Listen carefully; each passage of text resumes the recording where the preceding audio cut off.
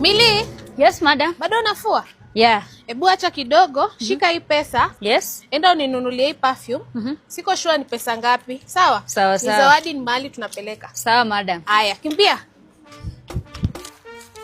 Dunhill. Si perfume nimeulizia juzi ni 3000. Sasa? Poa sana. Perfume ya Dunhill ni pesa ngapi? Ni 3000. 3000? Haya, sawa, nipatie.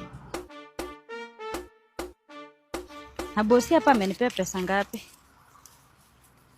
4500. Hapa niko na 1500 ya kumgonga. Wacha niweke kwanza hii. Mambo? Poa sana. Zile viatu nilikuwa nimepitia nikakwambia ziko wapi? Ndio hizi hapa. Hiyo nyingine iko wapi? Ndio hii hapa.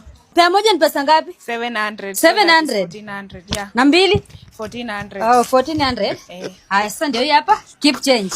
Na hizi zako customers kufungia? Hapana, hizo baki nazo. Okay. Hii leo. Yes, madam. Usinunue hiyo perfume. Nimeongea na Mama Jaden. Akaniambia tunaweza nunua kwa Nav. Nav ni app ambayo tunaweza shop tukiwa wengi. Tuna split bill alafu tunapewa discount. Nishatumiwa link na nikalipa.